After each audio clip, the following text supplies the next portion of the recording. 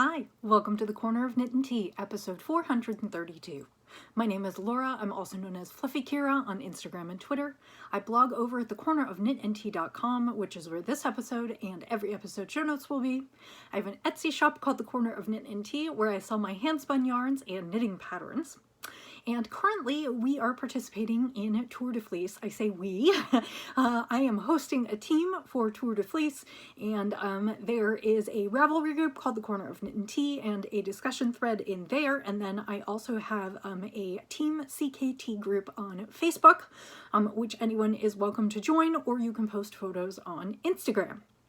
So hi, how are you? It is Monday, July 17th. I hope that you are doing well. You know what? It is not Monday, July 17th. It is Tuesday, July 18th. Normally I podcast on Mondays, which is why I was thinking of it that way. Today this week I got delayed a little bit. We spent a long weekend in Chicago, which was really, really lovely. My sister and brother-in-law and their two kids, my niece and nephew, live up there. And my parents flew in from Los Angeles. And so it was the first time we had all been together since last Thanksgiving. And we had a really good time, despite the weather being giving us a few challenges and lots of different things, but we had a really good time together. We love seeing the kids. The kids are almost 10 and 7 now, and they are a ton of fun. And so we drove up on Thursday evening. We got in really late at night, and we had Friday, Saturday, and Sunday to spend with them. The kids were really cute. Yesterday, on Sunday, they made lists of everything that they still wanted to do with us before we left, including reading special books that we always read together. My nephew is super into Pokemon, and he loves to go on Pokewalks with me, which is I let him use my phone and he can play Pokemon Go, and we walk kind of around my sister lives in the city, and so we walk around some of the big city blocks where there's lots of Pokemon to catch and lots of Pokestops to spin. And we had a dance party, and we took them swimming in the pool at our hotel. And we went out to dinner at the Cheesecake Factory because last time we were there, we introduced them to cheesecake. Both of them told us they didn't think they'd like it. And of course, yeah. So we just had a really good time, and then it took us all day to drive home yesterday. We ended up, a lot of times we'll leave super early in the morning, but we decided we didn't want to hit rush hour traffic, so we left around 9:30 yesterday morning, which means we didn't get home until 7:30 at night. And the light last night was not good, so I decided not to podcast. So now you get me today. It's late afternoon here. The light is still not that great. It's been super cloudy all day. We had a little bit of rain earlier. Apparently my husband and I missed a huge Kansas City storm last Friday where a lot of people lost power, and there were a lot of downed tree limbs. Luckily, our house did not lose power, and we did not come home to much in the way of damage to, there's no damage to our house, but we didn't even find very many tree limbs that were down or anything like that. So we got lucky. I'm hoping all of the rest of my friends in Kansas City are recovered at this point and didn't face major damages. And so I started my week again today, and of course there was lots to do. So that's a little bit of chatty. Honestly, I can't tell you how long this podcast is going to be because every time I think it's going to be short, it's long. I don't have a lot to show you, in part because we were traveling and because when we spend so much time with the kids, I'm usually just exhausted by the time we get back to the hotel every night. Even if it's only 8:30, I'm just so tired, and so I'll knit just a little bit and then go to bed. So let's talk about the projects that I worked on. The first two, I'll show you a couple things.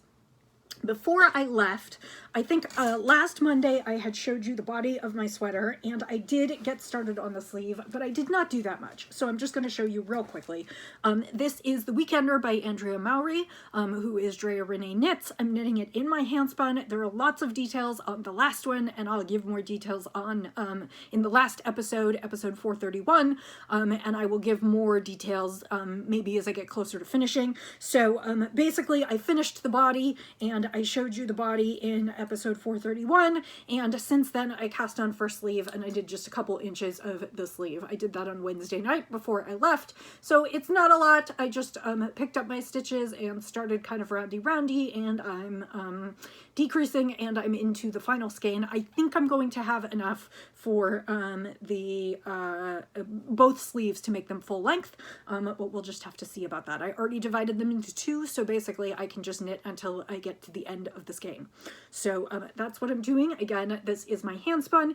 It was a patchwork kit that I got from Hello Yarn, and I spun, it was about a pound of fiber, and then I added one braid to it, and I spun this all during Tour de Fleece 2022, and it has given me tons of pleasure to knit it up. I think I'm gonna have to look for another hand spun sweater or something to make after this, because it is truly, it has been such a joy to knit with my own hand spun, and to see what colors are coming in just one more row, and also to use something that I kind of, I guess I didn't make it myself from complete scratch because I didn't apply the dye to the fiber, I didn't process the fiber, but it's just been super, super fun, and it will get, this is going to get about 1,000 yards and a little over a pound out of my stash. So that is what I have right now, and hopefully by next week maybe I'll finish the first sleeve and be able to show that to you. I'm not making any promises, but I would really, really, really like to. And my husband is about ready to leave for RAGBRAI, which is a bike ride across Iowa, and he will be gone almost 10 days, and so he leaves on Friday, and I'll be alone until the following Sunday. So I expect lots of knitting and spinning to happen this coming weekend, and then all of next week, because I'm on my own, so I just get to kick back. So the other thing that you have seen before is that I am working on some socks. Oh, and I just realized I forgot to do the beverage. It's the corner of Knit and Tea, and I didn't talk about the tea, which of course today is coffee because I need a little extra caffeine pick-me-up this afternoon. I am drinking vanilla hazelnut coffee. It is from Cameron's. No relation to my last name, but it is a brand that our local grocery store carries, and so I am drinking that today in my roastery mug. The roastery is actually a coffee shop here in Kansas City, but I am drinking Cameron's, like I said, vanilla hazelnut. I will put a link in the show notes if that's something you want to get, because they do have a website. So back to socks. I am working on a second pair of 2 at a time socks, and I am using Zen Yarn Gardens double-stranded sock blink, which they are calling InSync. So I-N and then S-Y-N-C, so it's not quite like the band, but InSync because it is a sock blank that is basically knit up, machine knit up into stockinette, and then painted in either variegated colors or gradient colorways, and it gives you 2 identical strands, so theoretically you can knit socks that 100% match. I knit a pair of socks a couple weeks ago. You can find them a couple episodes back that were out of a gradient from Zen Yarn Garden. And those came out absolutely perfectly. I loved them. This I am knitting in, and I can't remember what the colorway is, but it does have a colorway name. It is Blacks and Browns, and it's very much a neutral. And you can see that when it is dyed together and wound, everything lines up perfectly. So I have a couple issues with this. For some reason, my socks are not lining up perfectly, and they weren't lining up perfectly even before I got through the heel. So last time I showed you, I just had, oops, sorry. Last time I showed you, I just had the toes, and I am knitting these together in a 2 at a time toe up method. It is a Knit Picks pattern. It is available for free. You can either download it on Ravelry or you can download it from Knit Picks, and the link in the show notes is to Knit Picks. I try not to link to Ravelry on my website anymore, but it is available on Ravelry if you would prefer to go there and then have it in your library. So the last time I talked to you, I had socks that I kind of had as the toes. You can see these are kind of, so I had done the toes, and the toe was kind of a little bit variegated, and then as I got into the 60 stitch foot, it ended up kind of pooling. So I went ahead and did the heel that's specified in the Knit Picks pattern, and it is a little bit of a different heel to one that I've done before. It has you do kind of a heel flap on the bottom of the foot, and then it has you do the heel turn, and then it has you pick up and sort of reduce the gusset as you work up the leg. So through that section, the stitch count varied quite a bit, so you got more variation. We had a little bit of pooling here, but we also had a little bit of variegate. And then I got into the leg of the socks, and so that's what I have been working on now. And the astute of you will notice that they do not match. Now, I was off by maybe just an inch or two in my yarn when I was down at the bottom, and so they didn't quite match. They look pretty close, because you can see right at the toe, there's the variegate, and then it looked like it just picked up a little bit closer here, and maybe this one started over here, but they pooled basically, and then we did the heel, and then all of a sudden my stripes were looking a little bit different. The white stripe on this side is a little bit longer, and whereas the white stripe on this side is a little bit shorter, and so the stripes are further apart, and I was looking at those going, how is that possible? Why is that happening? And then I realized that I had a little bit more yarn on one side than the other, and that I really wasn't even matched up anymore. And I was like, what is going on here? And you guessed it, I counted my stitches, and I have different stitch counts on these socks. As far as I can tell, I had the same stitch count up to and including the heel, and on one of these I did one less set of decreases than the other. So on one of them on the back of the sock I have 30 stitches, and on one of them on the back of the sock I have 32 stitches. So that would appear to be my problem, and so now I need to fix it. So what I'm probably going to do is I'm going to take, and I don't know which one it is at this point, I think it's the one with the thicker white stripe, but I can't remember. I'll have to look at it. I will definitely be recounting this evening. I'm going to take whichever sock it is off the needle, because doing this 2 at a time means it is more difficult to rip back, and I don't need to rip back one of the socks because one of the socks has the correct stitch count. So for the sock that has the incorrect stitch count, I'm going to rip back, and I'm going to put that sock on double pointed needles. I have size 0 double pointed needles, and I'm going to rip that sock back to the heel, and then I'm going to finish the decreases, and then I'm going to knit it back up to where it is in the yarn, and then put it back on my magic loop needle, and then continue. The reason that I want to continue with both of these socks on magic loop is because I am pulling from this cake, and I can't do one at a time because the 2 strands are basically wound together in the cake, and if I do, I'll have yarn barf on one side and a knit sock on the other side. And so these really need to be knit 2 at a time. It is, when you don't screw up, it is very convenient to knit 2 at a time, and I am not enjoying it. I should say I was enjoying it until I figured out, well, I was a little perturbed as to why things weren't going as planned, and now I've realized why. So I will be pulling one of these socks off and ripping back to the heel. It's not terrible. It's maybe like 2 inches. So it's really not terrible. It's not a ton of work, but I didn't figure it out until we were in the car on the way home yesterday, and I didn't have the extra DPNs, and I guess I could have pulled it off and put it in waste yarn, but I didn't want to. And so I just was sort of disgusted, and I was like, you know what, let's put it aside. I'll fix it when I get home, when I'm not, sitting in a moving car, when I have some time to think. So these are the socks. I expect that these will be finished by the next time I talk to you, because after I fix this, I probably have about 4 more inches on the legs, and then I'll do an inch or 2 cuff, and then I'll be done. I don't know if I will finish all the yarn, unlike the gradient, and I didn't even 100% finish the gradient, but unlike the gradient, I don't need to finish all of the yarn. I just want to make a decent sized sock. Again, these are 2 at a time toe up socks, and I can't remember the exact name, but it is linked. I am Fluffy K on Ravelry. It's also in the show notes, which is at the corner of knitandtea.com.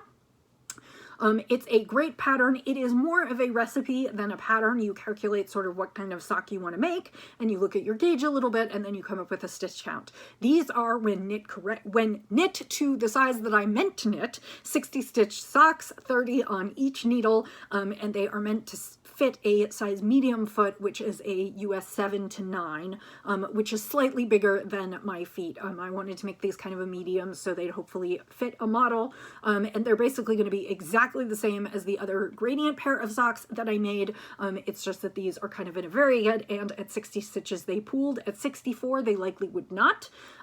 So that's just something to keep in mind, whether you want pooling or not pooling or gradient. And like I said, these new sock yarns, which will be released soon, are called InSync, INSYNC, and that indicates that they were dyed as 2 strands to yield 2 roughly identical socks. So that is that one. I wasn't terribly pleased yesterday in the car to finally figure out what my problem was. And if I'd been paying more attention, I probably would have caught it sooner. Luckily, it's not too much to rip back. But so I was so annoyed that I just decided I was going to start a different project. And this is the second project I brought with me on the trip, and I didn't get to until we were in the car on the way home.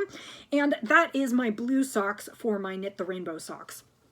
And I showed you I am using a skein of Hazelnut's Cadence, which is their worsted base in, and I don't remember what the colorway is. I think the label is in here. Let me see if I have the label. If not, I will bring it another time. I had the label in here. I wonder what I did with it. Oh, I stuck it in one of the pockets. Hang on. So the skein that I'm using right now is Hazelnut's Cadence. Like I said, it's a superwash worsted weight, and it is, let's see, 200 yards, and it is in the colorway Splish Splash. So, and this is the first sock. Now, this sock is also bigger than my foot. As you can tell, I have very small feet. I knit this sock to be somewhere between a medium and a large foot, and I used all of, so what I did is I wound the yarn, and then I separated the yarn into two, I want to say they were like 56, 57, 58 gram cakes. I can't remember exactly. The skein I think is 4 ounces, which is usually 113 grams, which would yield 106 or 107. And I can't remember if it was a couple grams heavy. And so basically what I did is I divided the cake into two based on just using my scale and winding balls of yarn, and I started at the toe and worked my way up so that I could knit as far as I possibly could. I knit David Schultz's toe up sock recipe for a standard rounded toe, a plain foot, a gusset and heel flap from the toe up. So you make the gusset, then you do the heel turn, and then you kind of do a back and forth slip stitch heel flap, and then up through the ribbing. If I had known I had enough yarn to do this much ribbing, I might have started the ribbing just a little bit later. I was just sort of guessing on where to start, and I ended up with just this much left, which is perfect because it's about 6 or 8 inches, but it would not have yielded another round, so I guessed perfectly, and I have less than this left at the toe to weave in, and so I used every spare yard of yarn that I could, and got, these are not super tall socks. I mean, they're definitely, they're not anklets, but they're not, they're super not tall socks, but they are kind of a medium size, and hopefully I will get to the next one in the next week or two and finish these off, and then I will have only technically one more pair to do my 6 sets, my 6 rainbow socks, although I might throw in a 7th. Originally, I said I was going to kind of do a Roy G. Biv, but I find that finding blue, indigo, and violet can sometimes be a little difficult. These are definitely blue, and so I haven't decided whether I'm going to try and find an indigo or whether I'm just going to do a violet, and then I could do a pink pair at the end. But I'm thinking about doing 7 pairs, and I would like to get these done before September or October so that I can go ahead and send them off to Knit the Rainbow, which collects knitted goods for LGBTQIA folks facing houselessness. So that is kind of what I'm working towards, and my hope is that I'll get the other one done before the end of the month, so in the next week and a half or so. All my goals are kind of to get things finished by the end of July so I can start new things again come August.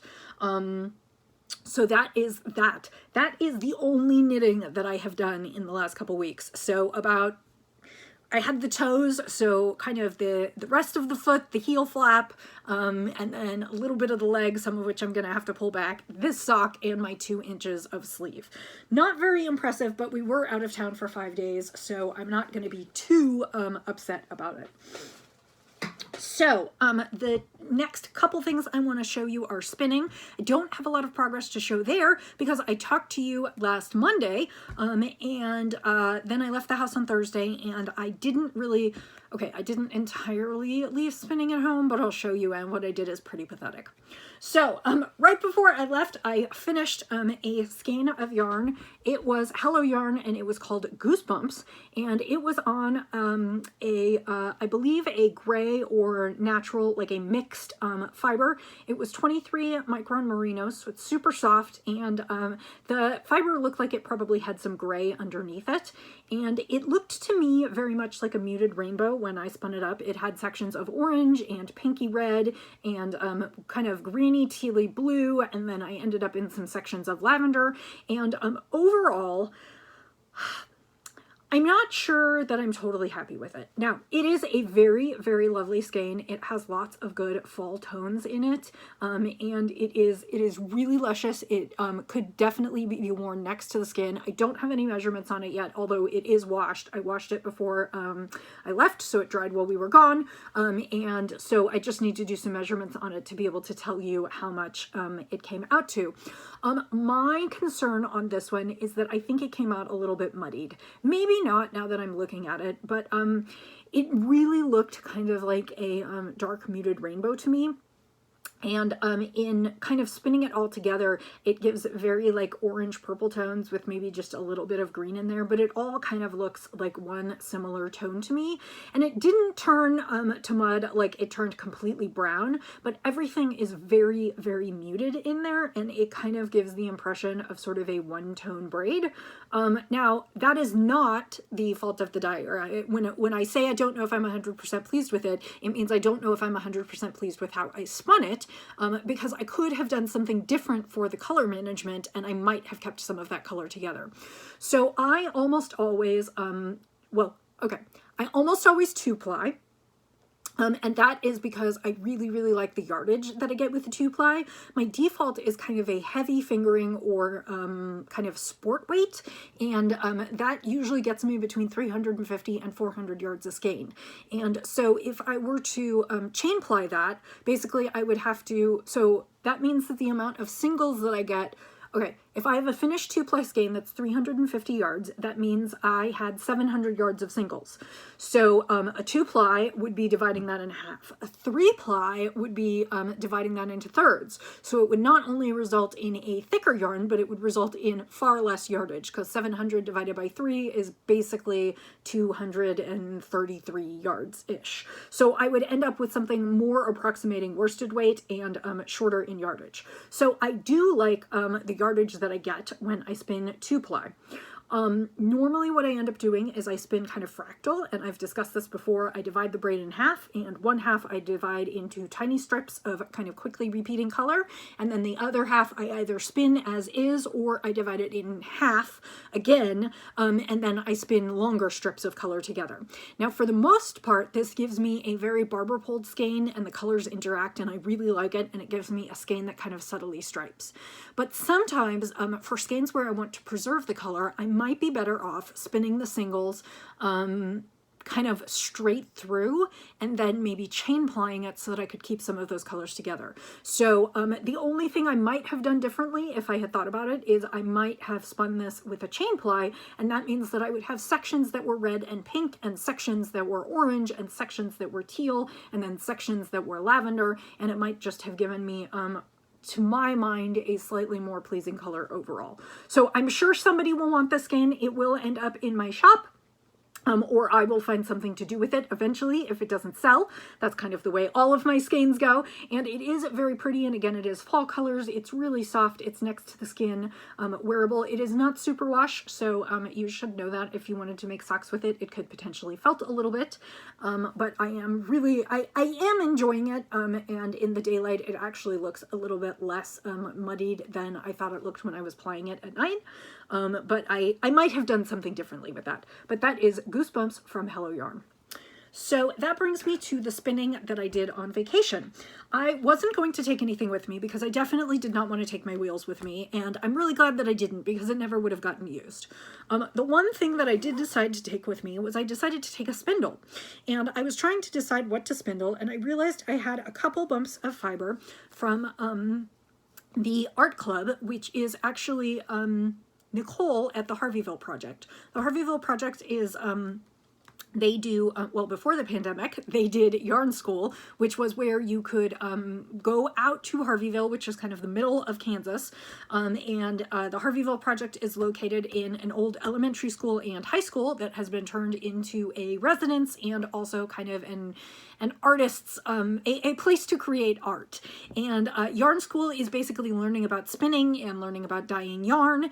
And you can make bats because they have all kind of carding equipment, and there's a store store, and Adrian from Hello Yarn often comes out and teaches those. Now, they haven't done those since the pandemic, and I'm hoping that they will do them again in the not too distant future. I think it is still in the works. I just know that many folks have not wanted to travel during the pandemic and attend a retreat.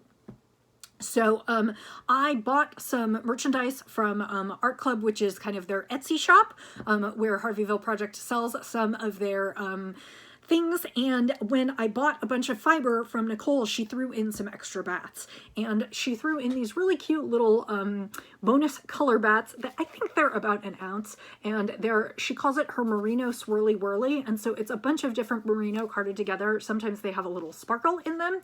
You can see maybe, oh, this one doesn't have sparkle, that's just schmutz. Okay, so that's one of them. The other one is this fun green bat. This one does have sparkle in it, and this is called Kissed a Frog Merino Sparkle Pants. And so it is a bunch of green merinos and then a little bit of stellina, and you can see that in there. And it is like the right amount of stellina, just a little bit, not a ton, but it's super fun. So this is the pathetic little bit of spinning that I got done while I was gone. This is a spindle from the Isle of Wight. It was given to me by a friend many years ago. It is a very lightweight spindle. I think it's something like 20 grams. It is meant to spin very, very fine, and this is what I spun. I don't know if you'll be able to see. It's just a lot of the green, and it is pretty darn thin. I spin thinner on a spindle than I can spin anywhere else. My guess is this would definitely be a 2-ply fingering weight. And as you can see, I did almost no spinning. I literally stood in front of the television one morning for about 25 minutes and spun. So my hope, at least, is to finish this bat before the end of the tour. I am going to spindle spin it and probably plan to 2-ply it. I'm not going to put these together. I don't want to muddy the colors. So I'm going to do a green one and then I'll do the red one. I don't know if I'll do the red one this tour, but I'd like to finish the green one since I dug into it. Again, it's about an ounce, and what I haven't decided is whether